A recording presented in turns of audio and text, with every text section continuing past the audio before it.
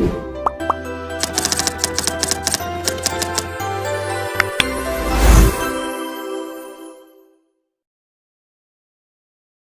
warahmatullahi wabarakatuh. Waalaikumsalam warahmatullahi wabarakatuh. Good morning, dear students. Good morning. How are you today? I'm good, Iqbal. How are you? I'm good too.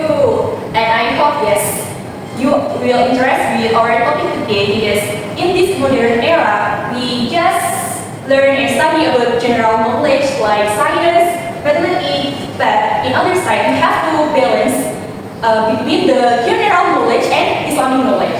So in Islamic knowledge, for the first part that we have to learn is faith and Islam. What faith and Islam is, and then we cannot leave that we have to study about Ihsan because faith, Islam, and Ihsan are inseparable.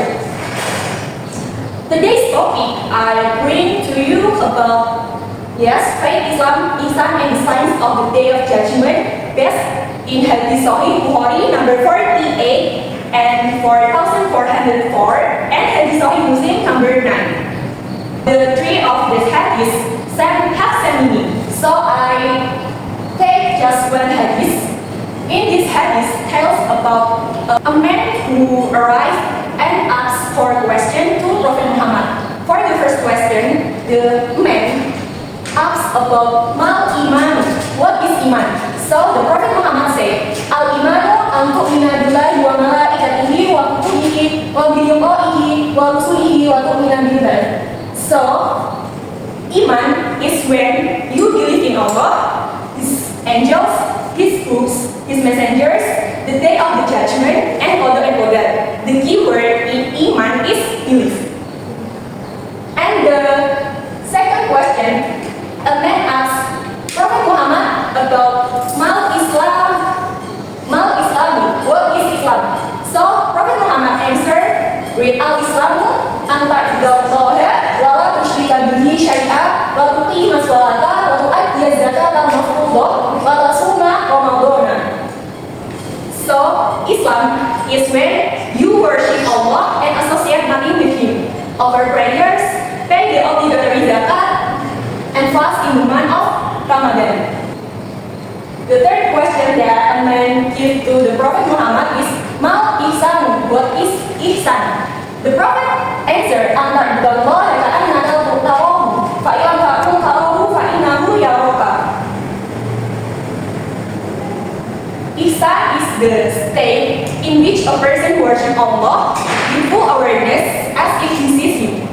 And if he cannot, then he must believe that Allah always sees him. It's like when you you have 5 prayer.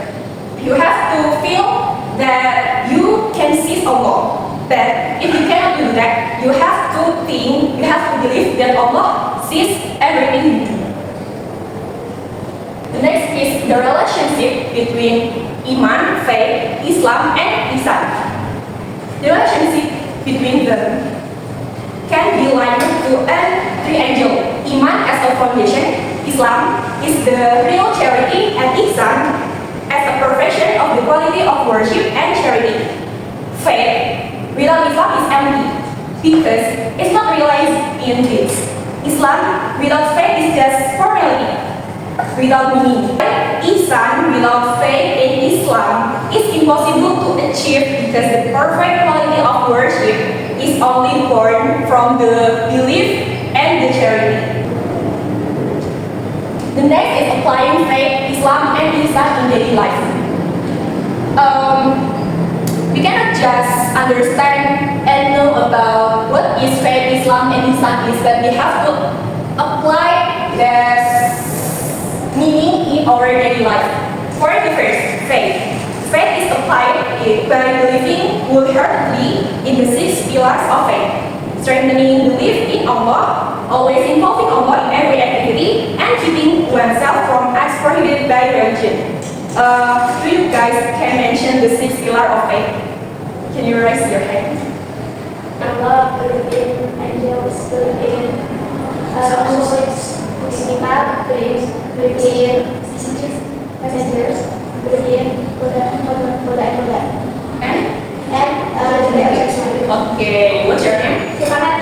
I have something for you, but wait. Okay, because you can answer my question of 6 pillars in faith. Thank you, Miss. The concrete example in faith is always praying before doing activities, being grateful for blessing, being patient when facing trials, and avoiding despicable behavior such as lying, envy, and revenge. Next is Islam. We can apply Islam in our daily life, of course, performing 5 daily prayers. You can mention this prayer. 5 prayers, yes. Subuh, zuhur, asar, maghrib, isya. The rakaat. Subuh 2 rakaat, zuhur 4 rakaat, asar 4 rakaat, maghrib 3 rakaat, and isya 4 rakaat. Okay, give applause to Najwa. Yay! You want to learn part 2? 2. No, just one.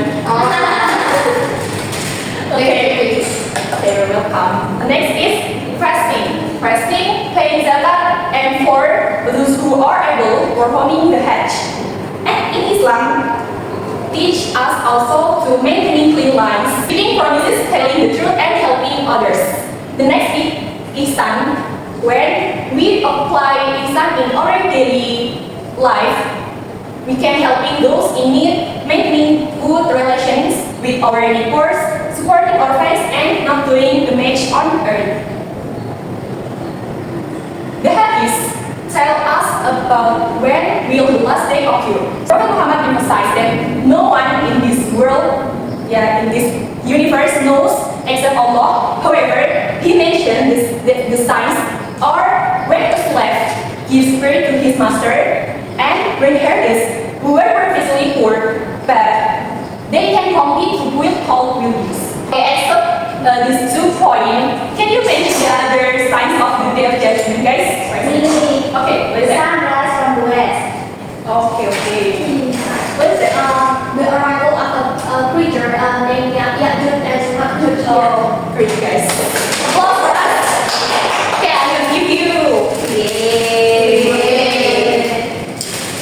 Oh my God. Thank you, Miss. Thank you, Miss. Okay, like Alma and Nabila say, the signs and the day of judgment, we can say that to haunt people in the form of strong wind gusts of mist causing disaster, the appearance of Dajjal, a creepy one-eyed creature who will tempt humans to become his followers, the bad, glittering animals, or killer beasts that come from the earth in charge of identifying which believers and which disbelievers. And as we know, Prophet Isa descends to earth. Ya'juj and Ma'juj appear because the match. And the rising of the sun from the west. The emergence of fire from Yemen, which is the culmination of the Day of Judgment that will lead people, all of the human, to the mahsyar field. So why I take this topic to share with you guys, because by understanding faith, Islam, Ihsan, and the signs of the Day of Judgment, it will be easier for a Muslim to maintain a balance between life in this world and afterlife, avoid disgraceful actions, and live a life full of responsibility, compassion, and high spiritual awareness. So, that is all from today's topic. I hope it can be useful for you. And may Allah always give our faith. Thank you. Wassalamualaikum warahmatullahi wabarakatuh.